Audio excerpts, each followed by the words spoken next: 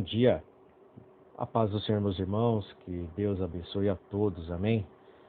Hoje daremos continuidade na leitura e exposição do livro de Lucas, nos capítulos 16, 17 e finalizando no capítulo 18, amém?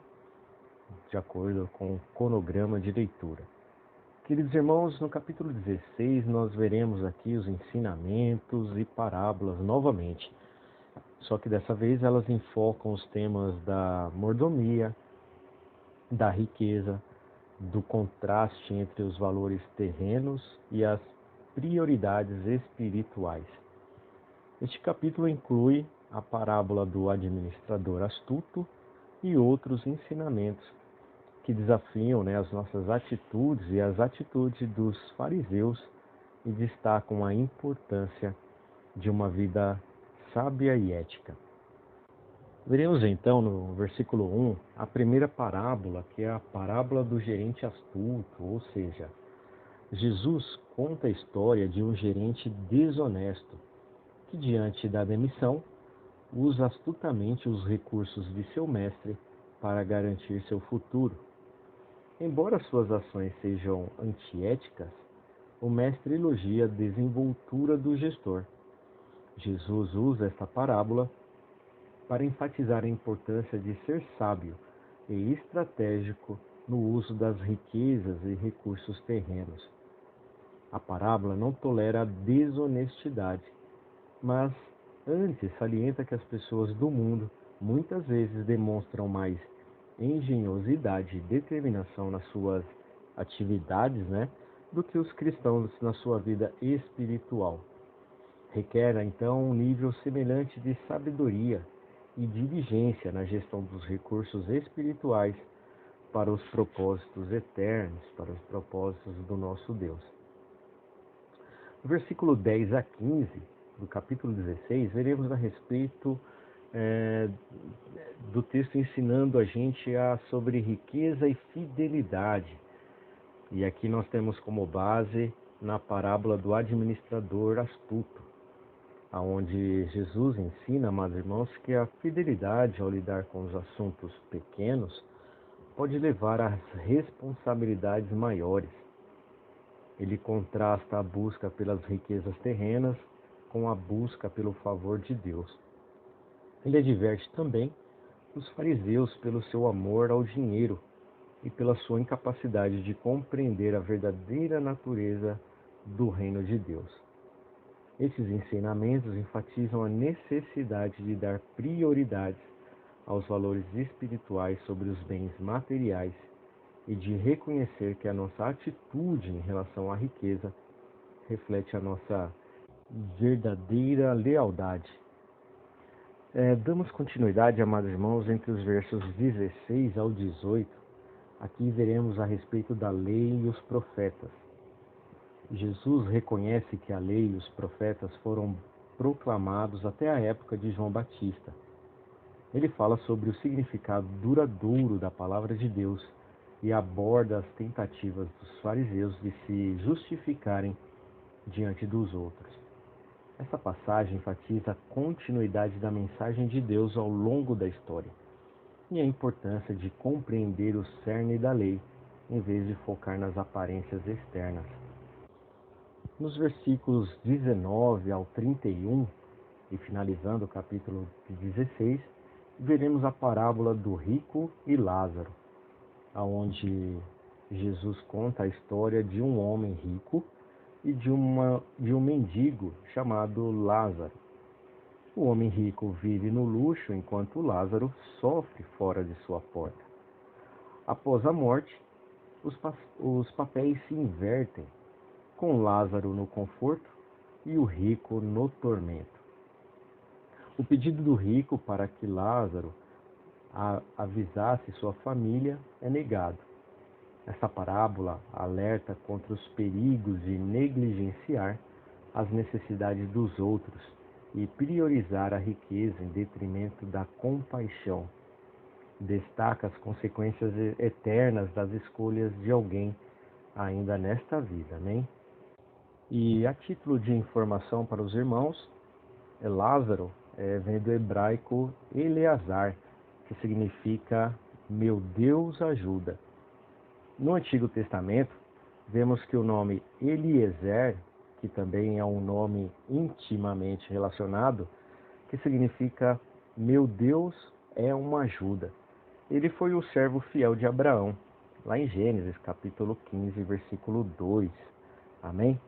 Então, damos continuidade na leitura, no capítulo 17 agora de Lucas, onde Lucas continua a apresentar os ensinamentos e interações de Jesus, mas agora com ênfase na fé, no perdão, na gratidão e na vinda do reino de Deus. Este capítulo contém lições sobre a importância, irmãos, da fé e a necessidade de um coração perdoador e a antecipação do retorno de Cristo.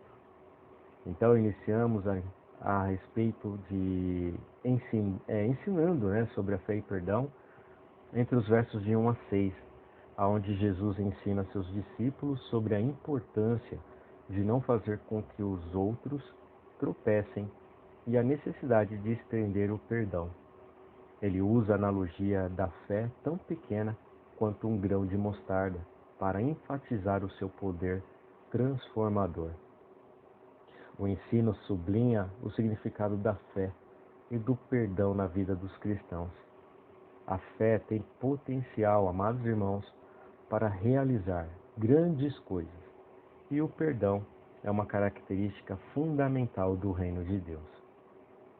Dos versos 11 a 19 de Lucas, aqui veremos gratidão e uma resposta fiel, aonde Jesus cura 10 leprosos, mas apenas um samaritano, retorna para lhe agradecer. Jesus destaca a importância da gratidão e enfatiza a fé do samaritano que o levou à cura. Essa história destaca a importância de expressar gratidão a Deus pelas suas bênçãos e reconhece o valor da fé com base da cura milagrosa. Dos versículos 20 a 37, aqui veremos a respeito da vinda do reino. Jesus, amados irmãos, responde às perguntas sobre quando o reino de Deus virá. Ele explica que o reino não é necessariamente um evento visível, mas está presente no coração dos cristãos. Ele também fala dos dias do Filho do Homem, descrevendo um tempo em que seu retorno será repentino e decisivo. Esse ensino enfatiza a natureza espiritual do reino de Deus e a necessidade de estar preparado e vigilante para o retorno de Cristo. Ele adverte contra colocar muita ênfase em sinais externos. Amém? Nesse capítulo 17, veremos também que tanto João Batista como Jesus pregavam que o reino de Deus estava próximo. Os fariseus esperavam que, se Jesus fosse o Messias, ele introduziria o seu governo com uma súbita declaração de poder e uma conquista visível do país. Ele tinha um programa diferente em mente, e sua resposta cobriu os dois pontos principais daquele programa. Não vem o reino de Deus com visível aparência. O seu advento inicial não seria um golpe político ou resultado de algum movimento visível. Um reino não é simplesmente um território, nem um sistema de maquinismo governamental. Sua existência básica está na unidade e lealdade do povo. Jesus declarou que o reino de Deus já estava presente e apenas necessitava ser reconhecido. Ele trouxera o reino com ele e estava vivendo no meio deles.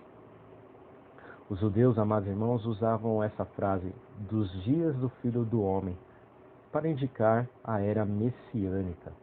O Filho do Homem era um título dado ao Messias, lá em Daniel, capítulo 7. E não o vereis, indica que a vinda do Messias demoraria. Versos 24 fala a respeito do relâmpago que fuzilando brilha. E aí nós vemos assim que, assim como a luz do relâmpago é visível de uma ponta do horizonte à outra, o verdadeiro Messias será evidente a todos os homens quando ele vier estabelecer o seu reino. Ele não se levantará da obscuridade, nem se confinará a uma só localidade. Versos 25, veremos que esse versículo estabelece, sem dúvida, que Jesus falava de si mesmo, pois ele discutiu o mesmo tema mais para frente, no capítulo 18, entre os versículos 31 e 34, onde seus interrogadores não aceitavam o conceito de Messias sofredor, mas o convém deste versículo refere-se a passagens proféticas. Ele olhava para sua iminente morte em Jerusalém como parte de sua missão messiânica, a ser seguida mais tarde pela revelação do poder no seu dia. Versos 26 e 27 fala a respeito de assim como nos dias de Noé. O versículo dá a entender que há um interim de espera entre as ofensas e o momento definitivo do julgamento. Nos dias do Filho do Homem, a retribuição não seria imediata, mas seria inevitável.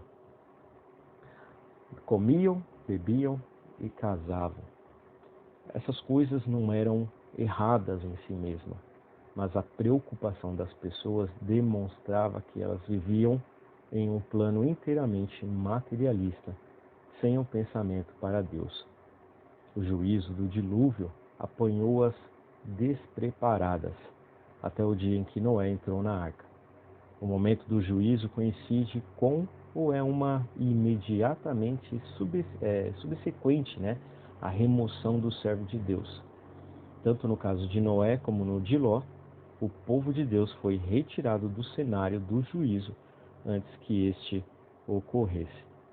Finalizando o capítulo 17, no versículo 37, aonde estiver o corpo, aí se ajuntarão também os abutres. Quando as pessoas quiserem saber para onde as pessoas seriam levadas, Jesus respondeu com um provérbio.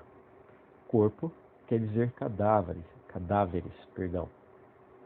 Abutres, a ideia de que as aves representam os santos reunidos ao redor de Cristo, é contrária ao sentido deste provérbio. Fala então do súbito julgamento de Cristo sobre a humanidade decadente e também ímpia.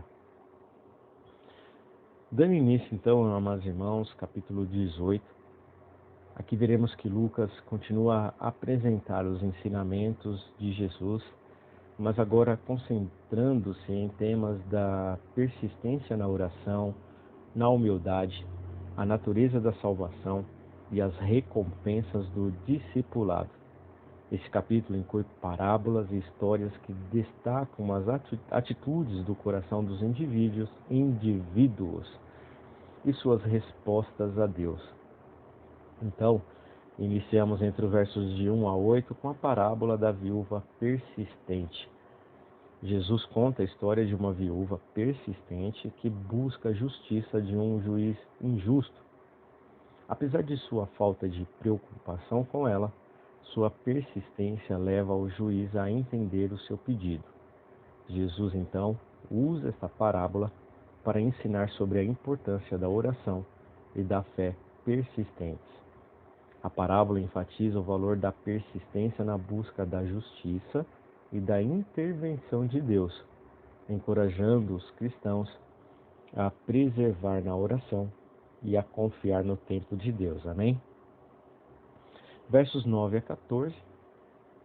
Aqui veremos a parábola do fariseu e do publicano, onde Jesus contrasta as atitudes de um fariseu hipócrita e de um humilde cobrador de impostos na sua abordagem a Deus. O fariseu orgulha-se dos seus feitos religiosos, enquanto o publicano reconhece a sua necessidade de misericórdia. Jesus afirma a humildade do publicano e condena o orgulho do fariseu.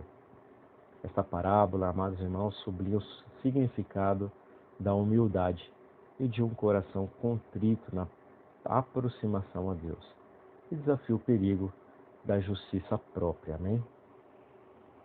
Versos 15 a 17. Aqui nós vemos que as pessoas trazem os seus filhos a Jesus para serem abençoados, mas os discípulos o repreendem. Jesus então acolhe as crianças, enfatizando a necessidade de fé e humildade infantis para entrar no reino de Deus. Este evento, irmãos, ilustra a inclusão do reino de Deus e a importância de ter um coração simples e receptivo como o de uma criança. Versos 18 a 30, aqui veremos a respeito do governante rico. Um governante rico, amados irmãos, se aproxima de Jesus, perguntando como herdar a vida eterna. Jesus então lhe diz para vender seus bens, dar aos pobres e segui-lo. O homem está triste porque está apegado à sua riqueza. Jesus usa nesse encontro para ensinar sobre a dificuldade dos ricos entrarem no reino e as recompensas do discipulado.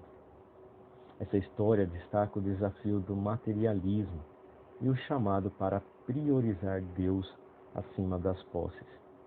Também enfatiza as recompensas eternas que advêm de seguir a Cristo Jesus. Amém? Versículo 31 a 34. Aqui é a terceira vez que Jesus prediz a sua morte. Jesus prediz a sua próxima prisão, o sofrimento, morte e também ressurreição. Mas seus discípulos não entendem completamente suas palavras. Esta predição prenuncia os eventos de sua crucificação e também a sua ressurreição. Apesar de sua falta de compreensão nesse momento, essa passagem antecipa o cumprimento da missão de Jesus e a sua vitória final sobre o pecado e a morte. E finalizando o capítulo 18, entre os versículos 35 a 43, veremos aqui a respeito do cego Bartimeu, que recupera a sua visão. Quando Jesus então se aproxima de Jericó, um cego chamado Bartimeu clama por misericórdia. Jesus o cura, restaurando sua visão. Bartimeu responde seguindo a Jesus e louvando a Deus. Este evento, irmãos, de cura, demonstra a compaixão e a capacidade de Jesus de restaurar a visão, tanto física quanto espiritualmente. Simboliza também o poder transformador do encontro com Jesus. Amém? E com isso, amados irmãos, nós finalizamos a leitura e exposição do livro de Lucas, capítulos 16, 17 e finalizando no capítulo 18. Desejo a todos os irmãos uma excelente leitura, uma excelente meditação das Sagradas Escrituras por intermédio deste livro maravilhoso. Amém? Um forte abraço, fiquem com Deus e até amanhã, onde daremos continuidade na leitura. Fiquem todos na paz.